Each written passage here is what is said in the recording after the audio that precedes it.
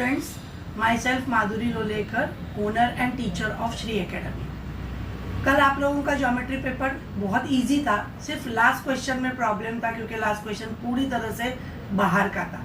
But एक challenging question तो आता ही है आप लोगों का इंटेलिजेंस लेवल चेक करने के। अभी कल तुम लोगों का साइंस 1 का पेपर है। ये साइंस 1 के पेपर में तुम लोगों को आने वाले कंफर्म क्वेश्चंस जो रहते हैं वो गिव रीजंस होते हैं, डिस्टिंग्विश बिटवीन होते हैं, डायग्राम होते हैं, न्यूमेरिकल्स होते हैं। तो इसमें से ये जो कंफर्म क्वेश्चंस है, मैं आप लोगों को लेसन वाइज कुछ कंफर्म क्वेश्चंस दे रही हूँ। इसके अलावा बाकी भी आ सकते हैं, बट ये आप लोग करके जाओ, इसमें से 80% आएगा ही। तो लेसन नंबर 1 में Kepler's law, distinguish between mass and weight, escape velocity, इसमें के न्यूमेरिकल्स इतने इंपॉर्टेंट नहीं है। लेसन नंबर 2 में डोब्रेनियस triads, merits and demerits of Mendeleev's periodic table, structure of modern periodic table, distinguish between Mendeleev's and modern periodic table, all give reasons. Lesson number 3, identify the type of reaction, short note on redox reaction, distinguish between oxidation and reduction, all give reasons. Lesson number 3 में जो last question है iron का, वो question करो, वो जो diagram दिया है ना वो क्वेश्चन करो, वो इम्पॉर्टेंट है। Lesson number 4, electric motor, electric generator, diagram भी प्रैक्टिस करना है। Distinguish between motor and generator, AC and DC, Fleming's right hand and left hand rule, solenoid and all give reasons. Lesson number 5 में Hope's apparatus का diagram, regelation, anomalous behaviour of water, इसके ऊपर एक give reason भी आ सकता है या इसके ऊपर अपना एक शॉर्ट नोट आ सकता है।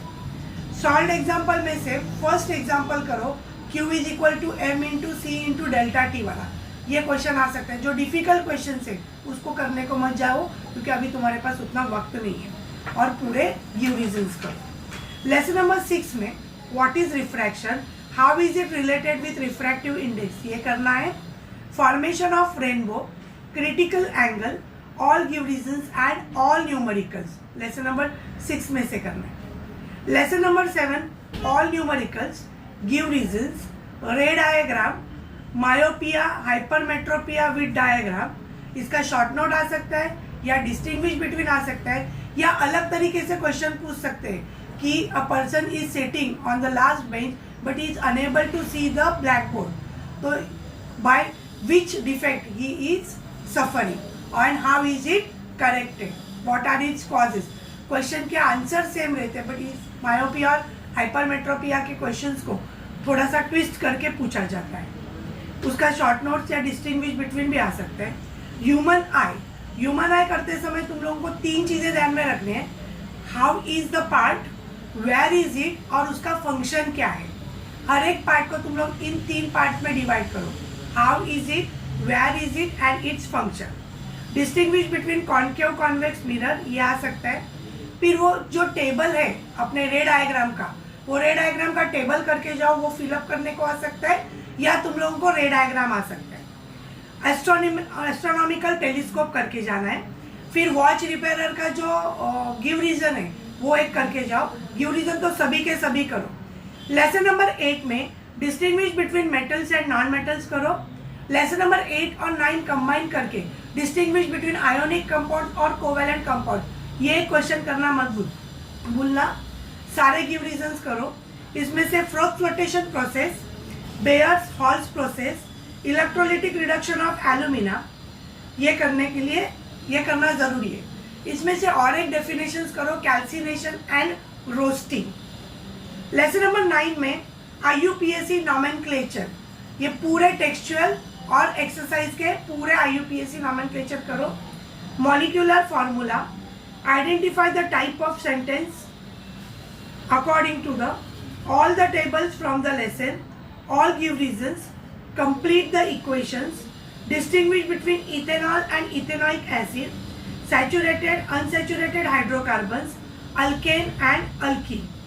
इनके ये लेसन नंबर 9 के जो टेबल्स है, कंप्लीट द टेबल आप लोग अच्छी तरह से करो और IUPAC से अच्छी तरह से करो। Lesson number 12, all tables, numericals, give reasons, classification of satellites based on functions, and classification of satellite based on orbits of ₹30 received on PhonePe.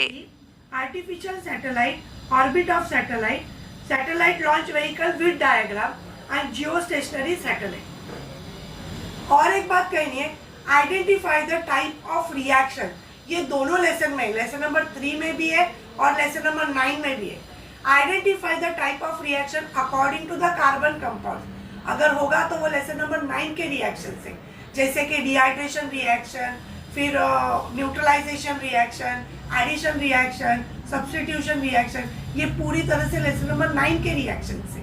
और लेसन नंबर 3 के रिएक्शन 4 है, जैसे कि displacement, double displacement, combination and decomposition. यहाँ पे exothermic, endothermic लिखना है, but वो एडिशनल लिखना है. ये 4 रिएक्शन मेन लिखने हैं. इस तरीके से ये पूरा जो तुम्हारा पेपर है 40 मार्क्स का पेपर बहुत इजी जाएगा. तुम लोग इन क्वेश्चन आंसर्स को, अगर तुम्हारा कुछ भी पढ़ाई नहीं हुआ है तो इन क्वेश्चन आंसर्स को और सभी गिव रीजंस को करो, क्योंकि गिव रीजंस में 3 गिव रीजन आते हैं, उसमें से 2 लिखने होते हैं, जिसमें के 2 टेक्सचुअल होते हैं और एक इनसाइड द टेक्स्ट बुक के होते हैं. तो अगर तुम लोगों का इनसाइड का टेक्स्ट बुक का प्रिपरेशन नहीं हुआ है तो तुम लोग ये टेक्सचुअल मतलब एक्सरसाइज के जो गिव रीजन है वो अच्छी तरह से करो. एमसीक्यूज पूरी तरह से टेक्सचुअल करके जाओ और थोड़ा बहुत अंदर बाहर से आ सकते हैं. तो जो फर्स्ट क्वेश्चन के 10 मार्क्स है वो पूरी तरह से कैसे मिलेंगे उसके ऊपर कॉन्सेंट्रेट करो.